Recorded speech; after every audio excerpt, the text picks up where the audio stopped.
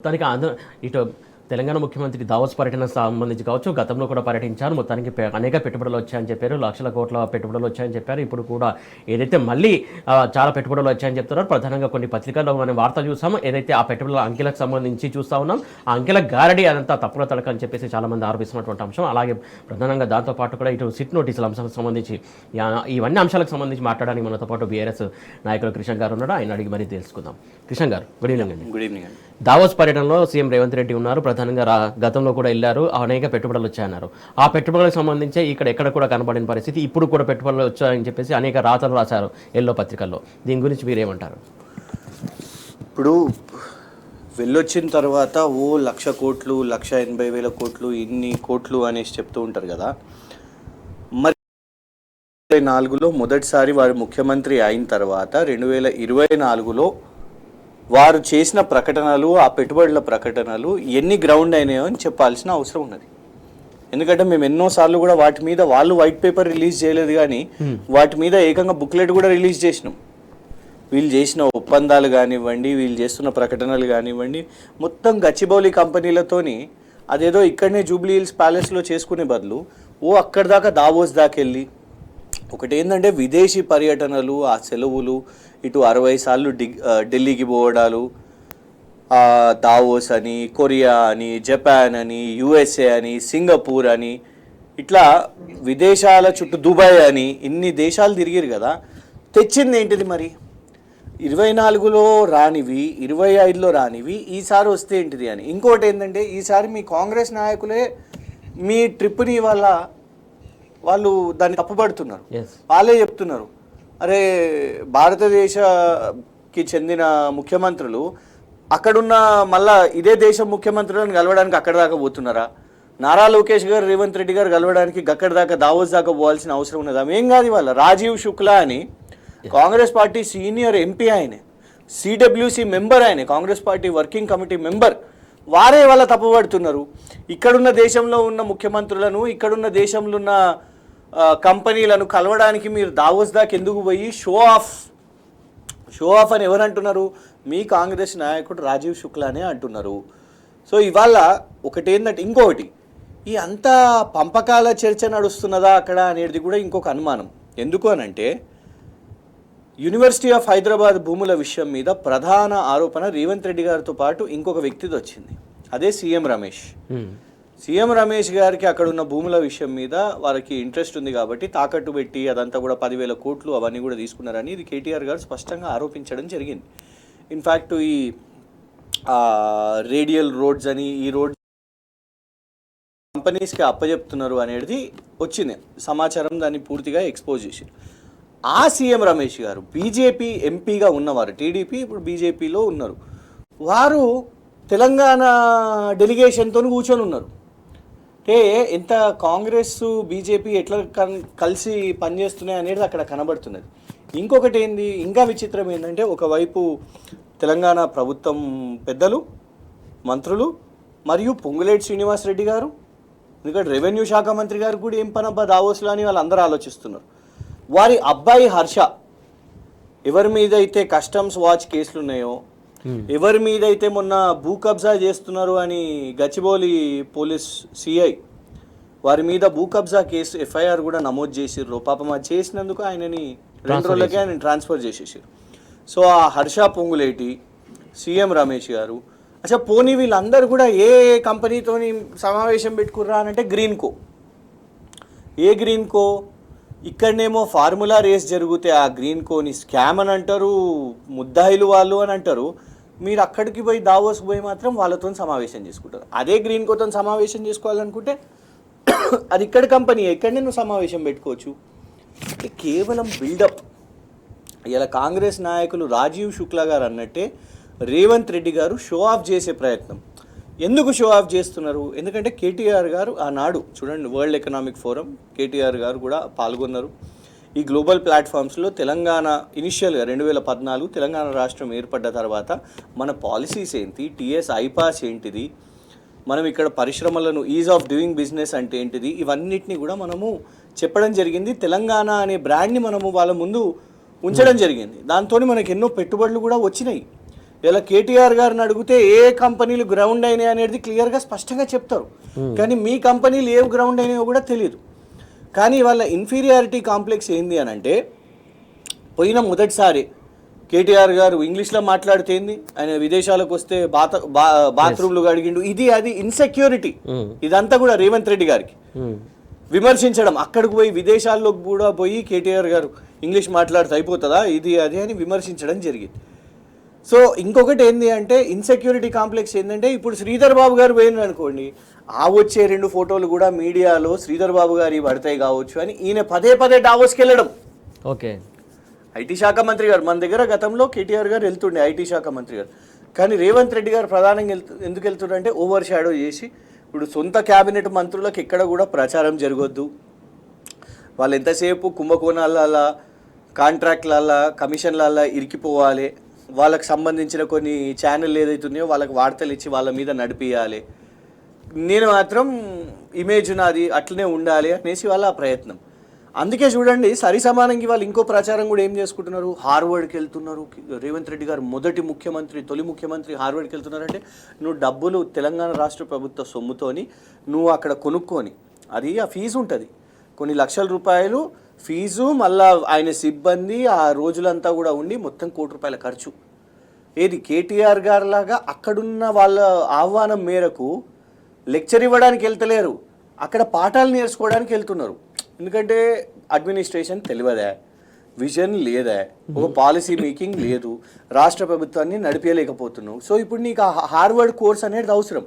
గతంలో కేటీఆర్ గారు ఏంటంటే ఇప్పటికీ కూడా రీసెంట్గా కూడా మళ్ళీ ఆహ్వానం వచ్చింది రెగ్యులర్గా, అటు ఆక్స్ఫర్డ్ కానివ్వండి, హార్వర్డ్ కానివ్వండి, అంతర్జాతీయ సంస్థలు కూడా కేటీఆర్ గారిని పిలుస్తుంటుంది. కానీ ఈయనకు కూడా మరి నేను ఆ ప్లాట్ఫామ్స్ మీద పోతున్నట్టు కనబడాలి కదా, కానీ వాళ్ళేమో పిలుస్తలేరు. అప్పుడు ఏం చేయాలి, ఫీజు కట్టి నన్ను చేర్చుకోండి మీరు అందులో అనేసి ఇప్పుడు దానికి ప్రచారం. హార్వర్డ్లో విద్యార్థిగా చదువుకొని ఉన్న రేవంత్ రెడ్డి గారు పైసలు ₹1,00,00,000 ఖర్చు పెడుతున్నావు కాబట్టి నేను అట్లా పెట్టుకుంటున్నారు. సో ఇవాళ అల్టిమేట్గా ఏంటంటే, మన తెలంగాణ సొమ్ముతోని నువ్వు ఇవాళ ఏదైతే దావోస్లనైనా, యుఎస్ఏలనైనా, దుబాయ్లనైనా, లేకపోతే సింగపూర్ అయినా, లేకపోతే కొరియా అయినా, లేకపోతే జపాన్ అయినా, నువ్వు ఈ 2 సంవత్సరాల్లో చేసిన ఈ విలాసవంతమైన ఏదైతే జల్సాలు సెలవులు ఉన్నాయో, కనీసం ఒక్క కంపెనీనన్నా నువ్వు ఇక్కడ గ్రౌండ్ చేయగలిగినవా? ఉట్టిగానే 1,000 కోట్లు అనేది. ఇప్పుడు వచ్చే ముందే చదువుతున్నా ఆ యూపీసీ రెన్యూవబుల్స్ అనేది, మళ్ళీ మొత్తం డీటెయిల్స్ తీసుకొని మేము ప్రెస్ మీట్లు పెడతాము. యూపీసీ రెన్యూవబుల్స్ అనే సంస్థ అదొక 2 సంవత్సరాల ముందు అయిన సంస్థ. ఆ సంస్థ పెట్టుబడులే వాళ్ళ పేడప్ క్యాపిటల్, షేర్ క్యాపిటల్ 15-12 కోట్లు, 5,000 కోట్లు ప్రకటించేసే. ఇట్లనే ఈ 2 సంవత్సరాల నుంచి ఇదే ఆట చెప్పి బోరు కొడుతుంది అసలు మాకు కూడా. నోటికి ఎన్నంటే 5,000 కోట్లు. మొన్న ఏమైందండి అది, ఇక్కడ కూడా ఒక సమిట్ పెట్టిండు, గ్లోబల్ సమిట్ అనేదో పెట్టిండు, దాన్ని తెలంగాణ రైజింగ్ సమిట్ అని పెట్టిండు ఆ 4th సిటీలో. ఆ గుడారాలకు 100 కోట్లు, ఆ టెంటులు ఆ గుడారాలకు 100 కోట్లు. పాపం ఆఖరికి ఏమైంది, విదేశాల నుంచి వచ్చిన వాళ్ళందరూ వెళ్ళిపోయిన తర్వాత ఆఖరికి అక్కడ మిరిగింది కాంగ్రెస్ తల్లి విగ్రహం మాత్రమే, తెలంగాణ తల్లి కాదు. ఎందుకంటే మార్చేసిండు దాన్ని, హస్తం గుర్తు పెట్టిండు, బతుకమ్మని తీసేసిండు. ఆ తల్లిని అక్కడ కాంగ్రెస్ తల్లిని వదిలేసారు, గుడారాలు వీకేసారు. అది పరిస్థితి. అయితే అందులో ఆ సమ్మిట్లో ట్రంప్ మీడియా ఎన్ని 1,00,000 కోట్లు పెట్టుబడి పెడుతుందని, తర్వాత వారానికి చూస్తే ఆ కంపెనీ అమ్మేసుకొని ఎన్నో 6,000 కోట్లకు ఆ కంపెనీని అమ్మేసుకొని వేరే కంపెనీతో మర్జీ చేసేసి, ఆ కంపెనీయే లేదు ఇవాళ మరి 1,00,000 కోట్లు ఎవడు పెడతాడు మరి? ఇది నిజం. మనం ఏంటంటే మన దగ్గర ఏంటంటే ఇన్వెస్టిగేటివ్ జర్నలిజం నడుస్తలేదు సురేష్ గారు. చూస్తున్నాం కదా, మొన్న ఏబిఎన్ ఎన్టీవీ పరిస్థితి చూసినాం కదా. వాళ్ళు బయట పెట్టాల్సింది పోయి ఒక్కొక్క పంచాయతీ, ఒక మంత్రి వర్సెస్ ఉప ముఖ్యమంత్రి వర్సెస్ ముఖ్యమంత్రి, ఆ పంచాయతీల్లో ఈ 2 ఛానళ్ళ యాజమాన్యులు ఇద్దరు కూడా అందులో అయిపోయారు.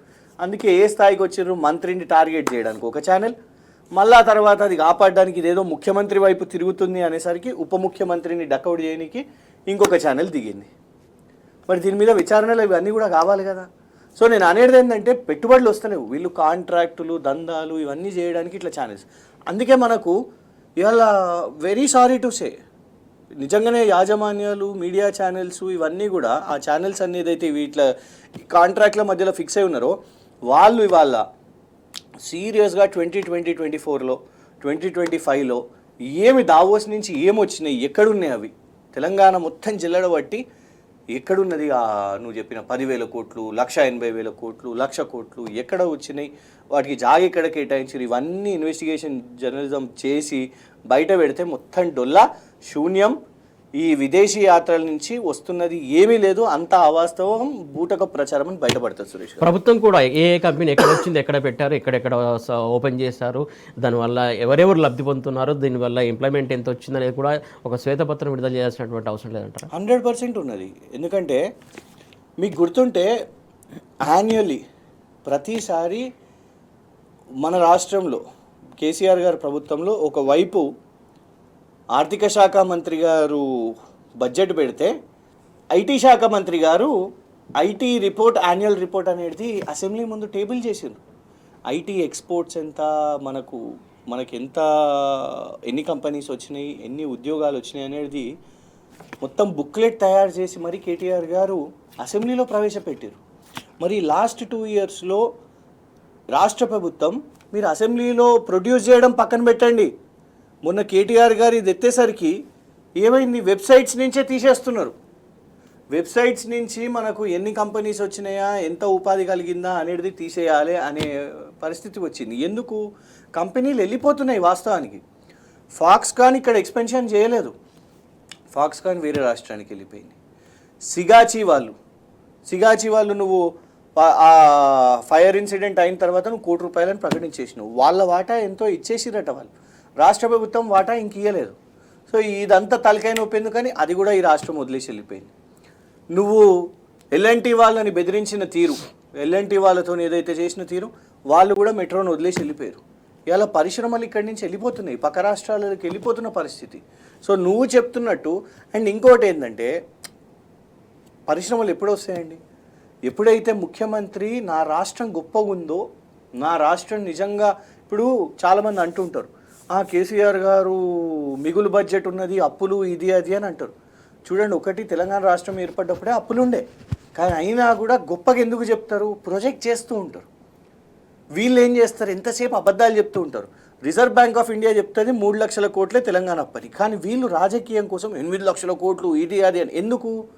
తెలంగాణని డ్యామేజ్ చేయడం, పూర్తిగా కూడా డ్యామేజ్ చేసి రేపటి దినం మనం ఒకవేళ ఏమైనాయి 6 గ్యారెంటీలు, ఏమైనాయి హామీలు, ఏమైపోయినాయి డిక్లరేషన్స్ అంటే ముందుగానే సాకు అప్పున్నది కదా అని చెప్పడానికి. నువ్వే లక్షల కోట్లు వస్తున్నాయి అని చెప్తున్నావు. లక్షల కోట్లు వస్తున్నాయి అంటే మరి నువ్వే ఉద్యోగుల సమావేశంలో నువ్వేమని చెప్పినావు? నన్ను కోసుకొని తిన్నా ₹1 దొరకదు, ఢిల్లీకి పోయినా ఎక్కడికన్నా పోతే తెలంగాణ వాళ్ళని నమ్ముతలేరు, నన్ను దొంగను చూసినట్టు చూస్తుండ్రు, నాకు ఎవరు సమయమే ఇస్తలేరు, నాకు ₹1 ఇస్తలేరు అని చెప్పినవి నువ్వే కదా. 1,80,000 కోట్లు వచ్చినాయి డావోస్ ట్రిప్తోని అని చెప్పేటోనివి నువ్వే. తెలంగాణ దివాలా తీసింది, ₹1 వస్తలేదు అనేటోనివి నువ్వే. ఇవి రెండు సేమ్ లైన్. ఇవన్నీ పెట్టుబడులకు సంబంధించి కావచ్చు, లేకుంటే దావోస్ నుంచి వచ్చినటువంటి కంపెనీస్ కావచ్చు, ఇవన్నిటికి జనంలోకి వెళ్ళకూడదు, వీటిని అడిగితే కష్టం, ఇంకా ప్రశ్నిస్తే కష్టం అని చెప్పేసి ప్రశ్నిస్తున్నటువంటి ప్రతిపక్షానికి సంబంధించి కావచ్చు, ముఖ్యమంత్రి హరీష్ రావు గారికి సీట్ నోటీస్ ఇచ్చింది. ఇవాళనేమో కేటీఆర్ గారికి సీట్ నోటీసులు ఇచ్చినటువంటి అంశం ఏదైతే నైని బొగ్గల అంశం సంబంధించి మొన్ననేమో ఫస్ట్ టైం హరీష్ రావు మాట్లాడారు, తర్వాత ఇవాళకి నిన్న కేటీఆర్ మాట్లాడితే ఇవాళ నోటీసులు వచ్చాయి. అంటే ప్రశ్నిస్తే నోటీసులు వస్తాయంటారా? అసలు ఫస్ట్ ఆఫ్ ఆల్ ఈ కేసు ఏంది? ఈ ఫోన్ ట్యాపింగ్ కేసు అనేది ఒక ఆయన పేరేదో ఉంది, శ్రీధర్ అని ఏదో కన్వెన్షన్ శ్రీధర్, ఆయన మీద ఆల్రెడీ క్రిమినల్ రికార్డు ఉన్నది, ఎన్నో కేసులు ఉన్నాయి, అన్ని ప్రభుత్వాలు ఇప్పుడు అప్పుడు ఆయన ఏదో కక్షతోని వేసేసాడు, ఫోన్ ట్యాపింగ్ జరిగింది నాది అనేది. ఇంకొక ఆయనేమో చక్రధర్ అని బీజేపీ తర్వాత కాంగ్రెస్లో ఉండే హరీష్ రావు గారి మీద రాజకీయాలు చేద్దామనే ప్రయత్నం చేసిండు, ఆయన వేసిండు హరీష్ రావు గారి మీద. పొలిటికలీ మోటివేటెడ్ కేసు ఇది మేం కాదన్నది, పొలిటికలీ మోటివేటెడ్ అనే పదం వాడింది గౌరవ సుప్రీంకోర్టు. హరీష్ రావు గారి పేరు గత సంవత్సరం పంపించినప్పుడే, ఇది ఫిబ్రవరి 2025లో పెట్టినప్పుడే హైకోర్టు ఆ కేసుని కొట్టేసింది. ఓకే, మొన్న మళ్ళా సుప్రీంకోర్టులో వెళ్తే అక్కడ కూడా కొట్టేసింది. 2 సంవత్సరాలు అయిందండి. ఇప్పుడు జనరలీ ఏదైనా కేసు అయితే కొన్ని రోజుల్లోనే పిలిచేస్తారు రికార్డ్ చేసుకోవడానికి స్టేట్మెంట్, కానీ ఇక్కడ ఏం జరిగింది? 2 సంవత్సరాల్లో మొదటిసారి వాళ్ళ హరీష్ రావు గారిని, మొదటిసారి వాళ్ళ కేటీఆర్ గారిని స్టేట్మెంట్ రికార్డ్ చేసుకోవడానికి పిలుచుకుంటున్నారు 2 సంవత్సరాల తర్వాత. బండి సంజయ్ గారిది అయిపోయింది, రఘునందన్ రావు గారిది అయిపోయింది, మహేష్ గౌడ్ గారిది అయిపోయింది. సో ఇవాళ సాక్షిగా ఇవాళ పిలిచి అసలు ఏంది అనేది ఇవాళ రికార్డ్ చేసుకోవడానికి స్టేట్మెంట్. సరే మీరు ఎప్పుడైనా చేసుకోవచ్చు, కానీ ఈ 2 years ఏం చేసిర్రు మీరు? ఈ వెబ్ సిరీస్లో భాగంగా సీజన్ 1 అయిపోయింది, సీజన్ 2 అయిపోయింది. సీజన్ 1 ఏమో మూసీలో డివైసెస్ దొరికినాయి, మాకు ఈ పరికరాలు అన్నీ దొరికినాయి, ఫోన్ ట్యాపింగ్ జరిగింది ఇది అని season number 1. Season number 2 Praneeth Rao అనే ఒక పోలీస్ ఆఫీసర్ని పట్టుకొని ఇక ఆయన ఏదోదో చెప్పేసిండు, మొత్తం చెప్పేసిండు. చెప్పగానే వెబ్ సిరీస్ ఇంకా పండలే. తర్వాత season number 3 DCP task force Radhakishan Rao గారిని, తిరుపతి అన్నను, భుజంగరావు గారిని వాళ్ళని పిలిచారు. సరే ఒక గ్రూప్ 1 ఆఫీసర్లు వీళ్ళు, ఆ ర్యాంక్ ఆఫీసర్లు, డీసీపీ లెవెల్ ఆఫీసర్లు, గ్రూప్ 2 మార్కెట్ ఎక్కువ నడవలే. సీజన్ 3 కూడా క్లోజ్ చేసేసారు, ఫ్లాప్ అయింది. దీన్ని ఎట్లా నడిపియాలి? సీజన్ 4 వచ్చింది. ఇక ఐజీ ప్రభాకర్ రావు గారు పెద్ద ఆఫీసర్ కదా, ఐజీ ప్రభాకర్ రావు గారు కేసీఆర్ గారు పక్కన ఇక నిలబడాలి, ఇదంతా చేయాలి అని సీజన్ 4 మొదలుపెట్టారు వెబ్ సిరీస్. ఆయన తీసుకొని రావాలి, ఇది హంగామా చేశారు. తర్వాత అయినా నడుస్తలేదు, ఇదంతా పోలీస్ లెవెల్, ఇదంతా. సీజన్ 5లో ఇప్పుడు జడ్జిలు సీరియస్గా, జడ్జిలు న్యాయమూర్తులు మీ కూడా ఉన్నాయి తెలుసా, మీది కూడా ట్యాపింగ్ చేసిర్రు అనేసరికి ఒరే మాది చేసిర్రా అని వాళ్ళు పరేషాన్ అయ్యి ఇది సీరియస్గా ఏదో విచారణ చేయాలి అనేసి సీజన్ 5 నడిచింది. కానీ అయినా కూడా మార్కెట్లో నడవలే. అప్పుడు ఇంకేం చేసిర్రు ఛానళ్ళు, ఏబిఎన్ రాధాకృష్ణ గారు మీది కూడా చేసిర్రు అండి అనగానే ఏబిఎన్ ఛానల్ చూపెడుతుంది కదా, ఇక రాధాకృష్ణ నా ఛానల్ చేసే ఉండొచ్చు కేసీఆర్ గారు, ఎందుకంటే వ్యతిరేకి కానీ తెలంగాణ వ్యతిరేకి కేసీఆర్ గారు కూడా ఎప్పుడు కూడా వాళ్ళని యాంటీ తెలంగాణ ఛానల్గానే చూసిర్రు. అది మళ్ళా ప్రజల్లో కావాలంటే అదే సీజన్ 6లో సినిమా వాళ్ళు, సినీ తారలు, సినీ నటులకు చేసిర్రట ఇది అదని. తర్వాత మెల్లగా పేపర్లలో వచ్చింది లేదు సినీ నటులు ఎవరు లేరు అని వచ్చింది. ఇప్పుడు సీజన్ నెంబర్ 7 వచ్చారు. ఈ సీజన్ నెంబర్ 7లో ఇక హరీష్ రావు గారు, కేటీఆర్ గారు ఇన్ని నడుస్తున్నాయండి. ఇంత సీజన్లు వెబ్ సిరీస్ లాగా నడిపిస్తూ ఉన్నారు.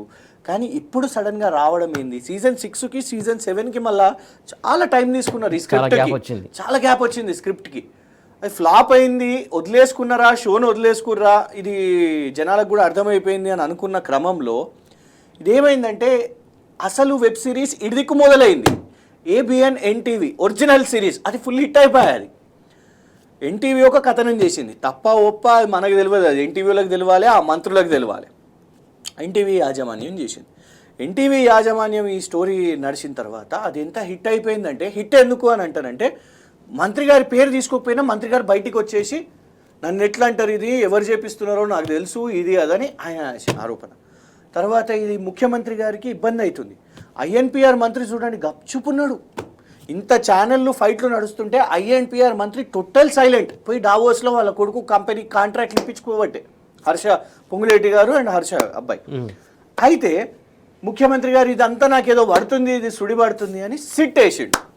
సిట్ వేస్తే మన పర్ఫార్మెన్స్ ఓకే, కనిపించని 4వ సింహమే సజ్జనార్ అని సజ్జనార్ గారు ఎమర్జెన్సీ అంటారా మీరు, చూపిస్తా నేను ఎమర్జెన్సీ ఏంటిదో, వస్తాం మేము బరాబర్ ఛానళ్ళలోకి వస్తాము అని ఏం చేసిర్రు, గొంతు పట్టుకొని ఒక సుధీర్ అనే జర్నలిస్ట్ని, ఫ్యామిలీతోని బయటికి వెళ్తుంటే దొంతు రమేష్ని, వాళ్ళు ఏది పారిపోతున్నాడు అనే పదం, ఏది అక్యూజ్డ్ కూడా కాదు, ఏంటిదో ఎవరికి తెలియదు, పాపం ఆయన స్టోరీ చేసిండా లేదా ఎవరో తెలియదు, పారిపోతుండని ప్రెస్ మీట్ పెట్టి ఒక పోలీస్ అధికారి సిట్టు విచారణ చేస్తున్న వ్యక్తి ప్రెస్ మీట్ పెట్టి వాళ్ళ బురద చల్లిండు మీడియా వాళ్ళ మీద.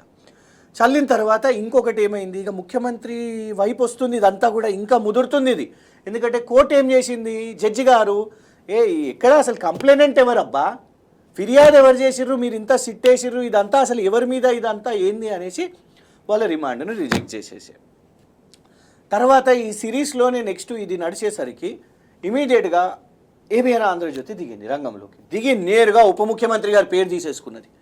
ఉప ముఖ్యమంత్రి గారి పేరు తీసుకొని ఏమైంది, నువ్వు బొగ్గు కాంట్రాక్ట్లలో పైసలు మింగినవు, ఇదంతా నేరుగా ఆరోపణలు వేసేసరికి ఉప ముఖ్యమంత్రికి వేడెక్కిపోయింది. ఇది ఈ సిరీస్ హిట్ అవుతుంది, ఇది జనాల్లో ఎక్కువ వెళ్ళిపోతుంది, ఇది 100 రోజులు నడిచేటట్టుంది అని ఆయన మీడియా ముఖంగా నా మీద ఎవరు నడిపించిర్రో ఇది తెలుసు నాకు. ఏబిఎన్ నేను వైఎస్ఆర్ గారి శిష్యుని కాబట్టి ఏబిఎన్ ఆంధ్రజ్యోతి ఏమో రేవంత్ రెడ్డి గారికి చంద్రబాబు నాయుడు గారికి దగ్గర కాబట్టి ఏబిఎన్తో వెనుకుండి ఎవరు నడిపించారో నాకు తెలుసు అంటే ఉప ముఖ్యమంత్రి పైన ఎవరు ఉంటారు, ఇంకా ముఖ్యమంత్రి ఉంటాడు. ఇక ఇప్పుడు కూడా ఐఎన్పిఆర్ మాట్లాడలే.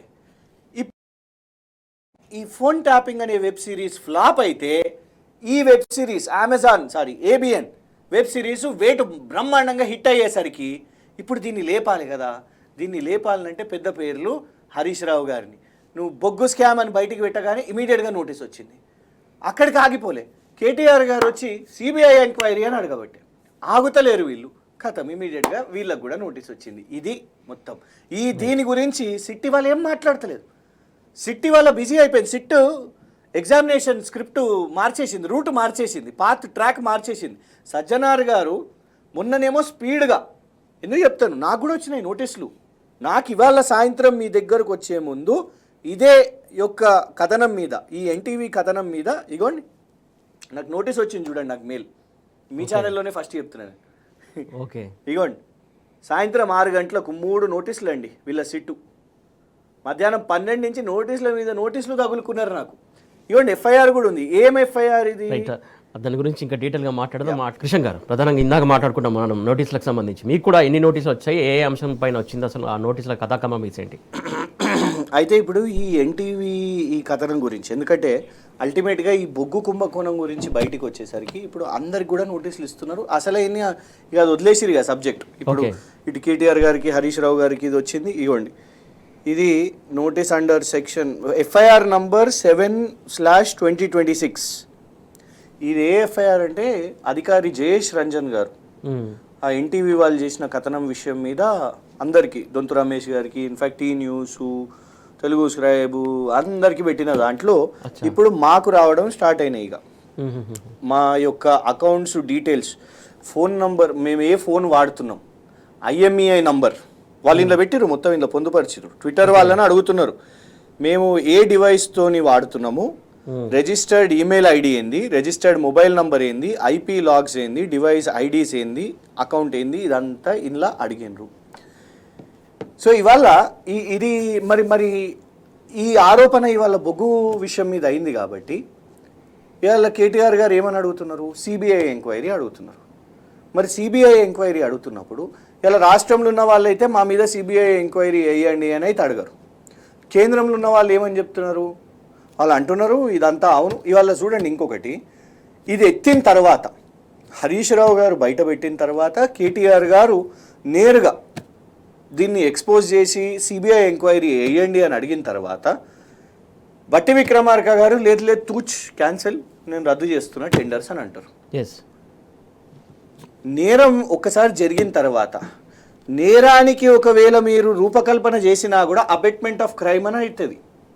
మీరు దాని గురించి ఆలోచించినా, క్రిమినల్ కాన్స్పిరసీ చేసినా మీ మీద కేసెస్ అవుతాయి. ఇలా మీరు క్యాన్సిల్ చేసినంత మాత్రాన అయిపోదు. ఇలా మీరు ఏదైతే మొత్తం అంటే దీంతో బయట అయితే పడుతుంది మోడస్ ఆపరాండి మీరు. అండ్ ఇంకోటి ఏంది, మీరు ఆ సైట్ క్లియరెన్స్ దాని మీద ఏదైతే తీసుకొని వచ్చిండ్రో దాంతో జరిగిన లాభం, ఎందుకంటే వెంకటేష్ కానీ మైనింగ్లో, సింగరేణి మైనింగ్లో సృజన్కి వచ్చింది, ఆయన కంపెనీ ఫైనాన్షియల్స్ తక్కువ, ఇది మొదటిసారి కాదు, అమృత్ టెండర్స్ అప్పుడు కూడా కేటీఆర్ గారు చెప్పడం జరిగింది. సో ఇవన్నీ అంశాలు మాట్లాడేసరికి నేరుగా రేవంత్ రెడ్డి గారు బావమరిది అంటే ఎక్కడ ఎన్టీవీ కథనం కోమటిరెడ్డి వెంకటరెడ్డి గారి సుషి ఇన్ఫ్రా అక్కడి నుంచి మొదలయ్యి ఇది కాస్త ఏబిఎన్ అండ్ బట్టి విక్రమార్క గారి దగ్గరికి పోయి నేరుగా ముఖ్యమంత్రి రేవంత్ రెడ్డి గారి దగ్గరికి, వారి బావమరిది సృజన్ రెడ్డి గారి దగ్గరికి వచ్చేసరికి, ఇక్కడ ఆగేసరికి ఇక్కడ దీని నుంచి ఎట్లా డైవర్ట్ చేయాలని ఇవాళ కేటీఆర్ గారిని ఇటు పెట్టిండ్రు. కానీ గుర్తుపెట్టుకోండి, రేపు కేటీఆర్ గారు వస్తున్నారు కదా, కేటీఆర్ గారితో సహా బీఆర్ఎస్ నాయకత్వం అందరం కూడా రేపు మీడియా ముందు కానివ్వండి, సోషల్ మీడియాలో కానివ్వండి, బయట అంతా కూడా చర్చ జరిగేది ఒకటి. 2 సంవత్సరాల నుంచి ప్రతి ఒక్కరు, మీరు ఎవరిని పిలిచినా, మీరు ఏ విచారణని పిలిచినా, మీరు విద్యుత్ విచారణ అని పెట్టి ఒక బీజేపీ నాయకుడిని పెట్టి, మీరు బీజేపీ సైద్ధాంతికంగా ఉన్న వ్యక్తిని మీరు పెట్టి ఒక చైర్మన్గా పెట్టారు. పెడితే వారు మీడియా ముఖంగా మాట్లాడితే సుప్రీంకోర్టు వారిని తొలగించేసింది. ఆ తర్వాత మీరు కాళేశ్వరం విచారణ అని పెట్టిర్రు, పెద్దలు కేసీఆర్ గారిని కూడా రప్పించారు, పెద్దలు కేసీఆర్ గారు వచ్చిండ్రు కూడా. మీరు ఏ విచారణ పెట్టినా కూడా హాజరైనరు. ప్రతి ఒక్క నాయకులు తల్సాని గారిని బద్నాం చేస్తున్నారు, కౌశిక్ రెడ్డి గారిని వేధిస్తున్నారు, జగదీశ్వర్ రెడ్డి గారి మీద తప్పుడు కేసులు పెడతారు, IAS అధికారుల మీద అరవింద్ కుమార్ గారిని, స్మితా సబర్వాల్ గారిని అందరు ఎదుర్కొంటున్నారు. అండ్ లీగల్ డిస్కోర్స్ అందరికి ఎక్కడికక్కడ కేసులు కొట్టేసేటివి కూడా బంద్ అయిపోతున్నాయి. ఊరట దొరికేది కూడా దొరుకుతున్నది. కోర్టుకు అర్థమైపోయింది ఇవన్నీ కూడా విచారణ వీళ్ళు కేవలం రాజకీయ కోణంతో చేస్తున్నది రేవంత్ రెడ్డి గారి ప్రభుత్వం అని. కానీ ఇన్ని ఆరోపణలు, ప్రధాని మోదీ గారు వచ్చి ఆర్ఆర్ ట్యాక్స్ అంటారు, ఈటల రాజేందర్ గారు వచ్చి నేరుగా ఒక మంత్రి గారి సతీమణి ఒక దుకాణం పెట్టేసుకొని కమిషన్స్ అంతా అటు తీసుకుంటున్నది అని ఈటల రాజేందర్ గారు అంటారు. మహేశ్వర్ రెడ్డి గారు బీజేపీ ఫ్లోర్ లీడర్ ఇదే సృజన్ రెడ్డి మీద ఆరోపణలు వేసి వాళ్ళు ఒక్క మాట మాట్లాడుతున్నారు. హెచ్ఐఎల్టీపీ పాలసీలో కూడా దందా చేస్తున్నారు అని చెప్పిండ్రు, పవర్ పాయింట్లు కూడా చేసిర్రు, అయినా విచారణ లేదు. ఇవాళ కూడా దీని మీద ఈ బొగ్గు కుంభకోణం విషయం మీద బీజేపీ నాయకులు మాట్లాడుతున్నారు, కానీ విచారణకు స్ట్రెస్ చేస్తలేరు. కోర్టుకు వెళ్తే డెఫినెట్గా కూడా అప్పుడు కోర్టు ఆదేశిస్తుంది సిబిఐ అనేది. ఖచ్చితంగా బీఆర్ఎస్ ఆదేశిస్తున్నది ఈ అన్ని కథనాల మీద ఇలాగ కేటీఆర్ ప్రెస్ మీట్ పెట్టినప్పుడు కూడా చాలా అంశాలు ప్రస్తావించారు. సిట్టు దేని మీద వేయాలి, అసలు దేని మీద వేయాల్సిన అవసరం ఉందో అర్థం కాకుండా ఇష్టానుసారంగా సిట్లు వేస్తారు. ప్రధానంగా ఏదైతే మీ కేబినెట్ మంత్రులు సంబంధించినటువంటి వాళ్ళే చాలా విషయాలు చెప్పారు కదా, కొండా సూర్య కిష్ కావచ్చు, లేకుంటే పొంగులేటి తనయుడు ఇందాక మనం మాట్లాడుకున్నట్టు వాళ్ళ మీద వేయాల్సింది పోయి సిట్లో వాళ్ళ ఎఫ్ఐఆర్లు ఉన్నాయి, వాటిని ముందుకు తీసుకెళ్ళట్లేదు. ఆ కేసులు ఎందుకు, ఇవి ఇలా అనవసరమైనటువంటి వాటి మీద సిట్లు ఎందుకు వేస్తున్నారని ప్రశ్నిస్తున్నారు. దానికి సమాధానం వస్తుందా? ఇసుక మాఫియాలో లారీలు సీజ్ అయితే పోలీస్ స్టేషన్లో లారీలు ఉంటే పోలీస్ స్టేషన్ నుంచి లారీలు పరారైపోతాయండి, అయినా కూడా దాని మీద విచారణ ఉండదు. అందులో ఎవరి పేరు వచ్చింది? మంత్రి సీతక్క గారి పేరు వచ్చింది. లారీలు పోలీస్ స్టేషన్ నుంచి వెళ్ళిపోతాయి, ఓకే, అయినా విచారణ ఉండదు. ఇవాళ చెక్ డ్యామ్లు బ్లాస్ట్ అవుతాయి, ప్రజల కోసం కదా చెక్ డ్యామ్లు ఉండేటి, రైతుల కోసం చెక్ డ్యామ్లు ఉండేటి, కానీ అవి బ్లాస్ట్ జరుగుతున్నాయి. జెలాటిన్ స్టిక్స్ పెట్టి వాటిని బ్లాస్ట్ చేస్తున్నారు, దాని మీద విచారణ ఉండదు. ఇవాళ ఒక మంత్రి గారి కుమార్తె రోడ్డు మీద నిలబడి టాస్క్ ఫోర్స్ మంత్రి గారి ఇంటికి వచ్చి వారి మంత్రి గారు ఓఎస్డీని అరెస్టు చేసే ప్రయత్నం చేస్తే మంత్రి గారు అధికారిక వాహనంలో ఆ ఓఎస్డీని పరారీ చేపిస్తారు. మంత్రి గారి కుమార్తె నిలబడి 300 కోట్ల ఏదైతే వసూలు కేసులో ముఖ్యమంత్రి గారు తుపాకిస్తేనే ముఖ్యమంత్రి అనుచరుడు పార్టీ జిల్లా అధ్యక్షుడు రోహన్ రెడ్డి వచ్చి బెదిరించిండు, వాళ్ళ మీద కూడా కేసు కావాలని మంత్రి కుమార్తె మీడియా ముఖంగా మాట్లాడుతుంది. దాని మీద ఇవాళ కూడా ఒక ఎఫ్ఐఆర్ కానివ్వండి, ఒక సిట్ కానివ్వండి, ఒక విచారణ ఉండదు. పొంగులేటి శ్రీనివాసరెడ్డి గారు ఏది రెవెన్యూ అంటే భూదందాల మంత్రి యొక్క కొడుకు మీద భూ కబ్జా కేసు ఉంటుంది గచ్చిబౌలిలో, కానీ ఆయన మీద విచారణ చేపట్టే బదులు, ఆయన మీద సిట్టు విచారణ చేపట్టే బదులు బెస్ట్ పోలీస్ ఆఫీసర్ అవార్డు తీసుకునే హబీబుల్లా ఖాన్ గారిని ట్రాన్స్ఫర్ చేసేస్తారు. జూపల్లి కృష్ణారావు గారిని ఇందులో వారి పెత్తనం ఉండాలి, క్యాబినెట్కి పంపొద్దు, నాకే పంపాలి, నువ్వు క్యాబినెట్కి ఎట్లా పంపుతావు అని లిక్కర్ కంపెనీల మీద, వాటి సిండికేట్ మీద, స్టిక్కర్స్ మీద, హోలోగ్రామ్స్ మీద అని దానికి సంబంధించిన సీనియర్ ఐఏఎస్ అలీ రిజ్వీ గారు వారు వాలంటరీ రిటైర్మెంట్ తీసుకొని వారు వెళ్ళిపోతారు జూపల్లి కృష్ణారావు గారి మీద. ఒకటా రెండా ఎన్ని ఉదాహరణలండి. ఇక రేవంత్ రెడ్డి గారి అయితే చెప్తే సొంత తమ్ముని కంపెనీతోని ఒప్పందం చేసుకోవడానికి అమెరికా దాకా పోతారు, 1000 కోట్ల ఒప్పందం అని చెప్తారు స్వచ్ఛ బయో, దాని మీద విచారణ. 1300 అమృత్ టెండర్ సొంత బావమరిది కంపెనీకే ఇస్తారు, ఇప్పుడు బొగ్గు గన్ల కాంట్రాక్ట్లు వాళ్ళ బావమరిదికే ఇస్తారు, దాని మీద విచారణ ఉండదు. మ్యాక్స్ బిఎన్ ఫార్మా వాళ్ళ అల్లునికి కంపెనీ అక్కడ భూములు ఇవ్వడానికి లగచర్ల రైతుల మీద ఉంటుంది, కనీసం లాఠీ చార్జ్లు అయితే కూడా రాష్ట్ర ప్రభుత్వం విచారణ కూడా చేపట్టదు. జాతీయ మానవ హక్కుల కమిషన్, జాతీయ గిరిజన కమిషన్ ఇక్కడ దాకా రావాల్సి వస్తుంది. ఇవాళ రాష్ట్ర ప్రభుత్వం వాళ్ళు క్లియర్గా లా అనేది సెలెక్టివ్, టార్గెటింగ్ అనేది సెలెక్టివ్. కాంగ్రెస్ క్యాబినెట్లో కానివ్వండి, రేవంత్ రెడ్డి గారి క్యాబినెట్లో రేవంత్ గారు అయినా కూడా వాళ్ళు విచ్చలవిడిగా ఎలాంటి దందాలు, కరప్షన్, కమిషన్స్ ఏమన్నా చేసుకోవచ్చు, ఎన్ని దారుణాలన్నా చేసుకోవచ్చు, కానీ దాన్ని ప్రశ్నించే వాళ్ళ మీద కొన్ని గంటల్లోనే రాత్రికి రాత్రి నోటీసులు వస్తాయని హరీష్ రావు గారిది, కేటీఆర్ గారి విషయంలో క్లియర్గా అర్థమైపోతున్నది. 2 సంవత్సరాల్లో ఈ ఫోన్ ట్యాపింగ్ అనే ఫ్లాప్ వెబ్ సిరీస్లో రాని ఒక్క సీజన్ ఇప్పుడు సీజన్ నెంబర్ 7లో ఇప్పుడు ఇవాళ వీళ్ళకిద్దరికి వచ్చింది. అయినా వాళ్ళు భయపడేటోళ్ళు కాదు, వాళ్ళు తెలంగాణ ఉద్యమంలో కొట్లాడి ఎంతోమంది రేవంత్ రెడ్డి గారు కాదు, కిరణ్ కుమార్ రెడ్డి గారిని చూసిర్రు, పెద్ద పెద్ద నాయకులను రోషయ్య గారిని చూసిర్రు, అందరిని చూసి తెలంగాణ రాష్ట్రాన్ని సాధించుకున్న వాళ్ళు రేపు ఈ ట్యాపింగ్లో కూడా ఖచ్చితంగా డెఫినెట్గా సిట్టు వాళ్ళకే ప్రశ్నలు పడతాయి. మీరు దానికి కూడా సిట్టే కదా, మరి ఆ విచారణ ఇక్కడ దాకా వచ్చింది, ఆ బొగ్గు స్కామ్ విచారణ ఇక్కడ దాకా వచ్చింది, అది ఎందుకు ఆగిపోయింది అని ఖచ్చితంగా వాళ్ళకు కూడా క్వశ్చన్స్ పడతాయి. వాళ్ళ ఆన్సర్స్కి ప్రిపేర్ అయ్యి ఉండాలి. ఇంకొకటి ప్రధానంగా ఇదే రేవంత్ రెడ్డి ఢిల్లీ కేంద్రంగా చిట్చాట్ టైంలోనే కావచ్చు ఎక్కడో ప్రస్తావించినటువంటి అంశం, ఏదే ట్యాపింగ్ చేస్తే తప్పేంటి, ట్యాపింగ్ అవుతుంది అది అని. మరి ట్యాపింగ్ అవుతే తప్పేంటి అన్నప్పుడు ఇలాంటి సిట్ విచారణ పేరిట ఇలా ఇంత ఇబ్బంది పెట్టడం దేనికోసం? అంటే ఇక అందులోకి పోతే ఒకటి ఏంటంటే కేంద్రము చేస్తుంది అని చర్చ వచ్చింది, పెగసిస్ చర్చ వచ్చింది, రకరకాల అవన్నీ కూడా అంశాలు వచ్చినాయి. వాటి మీద ఇవాళ చూడండి, ఇవాళ వరకు అప్పటి డీజీపీని కానివ్వండి, అప్పటి ఇంటెలిజెన్స్ చీఫ్ కానివ్వండి, ఎవరు వారు డీజీపీ శివధర్ రెడ్డి గారే కదా. మరి వాళ్ళ పేరు ఎందుకు ఇంట్లో పెట్టలేరు? డీజీపీ శివధర్ రెడ్డి గారి పేరు ఉండదు, మహేందర్ రెడ్డి గారి పేరు ఉండదు. దాంతోనే అర్థమైపోతున్నది కదా. ఇంకోటి, కేంద్ర హోమ్ సెక్రటరీ అనుమతి ఇంతవరకే వచ్చింది అని అన్నప్పుడు ఈ కేసులో ఇప్పటివరకు కేంద్ర హోమ్ సెక్రటరీని పెట్టిర్రా? కేంద్ర హోమ్ సెక్రటరీది ఏమైనా వాంగ్మూలం ఉందా దట్ యాక్చువల్లీ ఇంతే పర్మిషన్ ఉండే, లేదు ఇది మించిపోయింది, వీళ్ళు 1,00,000 చేసిరు? అప్పట్లో చూసినాం కదా, ఈ వెబ్ సిరీస్లో ఏంటంటే 1,00,000 ఫోన్లు చేసిరట, 10 లక్షల ఫోన్లు చేసిరు, నోటికి వచ్చిన అన్ని చేసిరండి వీళ్ళు ప్రకటనలు. అధికార ప్రకటన ఒక్కటి కూడా లేదు అసలు ఏంటిది అనేది. ఇప్పటివరకు there is no single official statement అసలు ఇది ఏంది అనేది. సో ఇది కేవలం టైంపాస్ మాత్రమే. మీరు అన్నట్టు ఒకవేళ ఫోన్ ట్యాపింగ్ అంటే అది పోలీస్ డిపార్ట్మెంట్ చెప్తుందండి. It's purely internal and law and order. రా ఏం చేస్తుంది, సిబిఐ ఏం చేస్తుంది, పోలీస్ డిపార్ట్మెంట్ ఎట్లా ఫంక్షన్ చేస్తుంది, ఒకసారి ఆర్ఎస్ ప్రవీణ్ కుమార్ గారు బ్రహ్మాండంగా మొత్తం ఎక్స్ప్లెయిన్ చేశారు. అవన్నీ మేము ఇట్లా బయట పెట్టలేము. ఇవాళ రేవంత్ రెడ్డి గారు చేపట్టి మీకు ఏమైపోయిందంటే టెర్రరిస్టులని, లేకపోతే రాడికల్ ఎలిమెంట్స్ని, లేకపోతే సెక్యూరిటీ థ్రెట్ విషయం మీద పోలీస్ అనేది ఎలాగైతే ఒక ఆపరేషన్ చేస్తుందో దాన్ని వల్ల వీళ్ళు పొలిటికల్గా వీళ్ళు క్వశ్చన్ చేసేసారు. అది జరుగుతుంది అనేది దేశవ్యాప్తంగా జరుగుతుంది. ఇప్పుడు నేను అంటే కొందరు సన్నాసులు జరుగుతుందని ఒప్పుకుంటున్నట్టే కదా, దేశం మొత్తం జరుగుతుంది. దేశం కేంద్రం నుంచి ప్రతి రాష్ట్రంలో ఇది జరుగుతూ ఉంటుంది. కానీ that is what which police department does. KCR గారు ఒకసారి చెప్పేసి వాళ్ళు ఏం చేస్తారో, వాళ్ళు ఎట్లా చేస్తారో అది వాళ్ళకి తెలుసు. దాని మనకి సంబంధం ఉండదు, అది ముఖ్యమంత్రికి సంబంధం ఉండదు. దానికి సంబంధించిన పోలీస్ డిపార్ట్మెంట్, దాని యంత్రాంగం అది ఉంటుంది. కానీ దాన్ని ఇందులోకి మిక్స్ చేసి దాన్ని ఎంటర్టైన్గా చేసి ప్రజలకు ఇవన్నీ కూడా చేసి చూడండి, మన మెకానిజంకి, మన లా అండ్ ఆర్డర్కి అది మంచిది కాదు. రైట్ అండి. రేపు ఎందుకంటే వేరే ప్రభుత్వం వస్తుంది, ఇలాగే ఈ మెకానిజం అప్పుడు రేవంత్ రెడ్డి కూడా చేసిండు, ఇవాళ రేవంత్ రెడ్డి గారు చేస్తలేరా? రేవంత్ రెడ్డి గారు లీకులు ఇస్తున్నారే కాబట్టి కదా వాళ్ళ మంత్రుల మీద, దీపాదాస్ మున్షి గారి మీద ఆమె అవినీతి చేస్తుందని ఆంధ్రజ్యోతిలో ఆర్టికల్ పడుతుంది. నటరాజన్ గారు ఇక మార్చేస్తున్నారు అని చెప్పి ఆమె మీద ఆర్టికల్ పడుతుంది, మంత్రుల మీద ఆర్టికల్ పడుతుంది. ఎవరు ఇస్తున్నారండి? ముఖ్యమంత్రి ఇస్తున్నారు. Tapping Karra Revanth Reddy. Okay, right. Thank you so much Krishna గారు. ఇది వాటి బరాబర్ అడగడానికి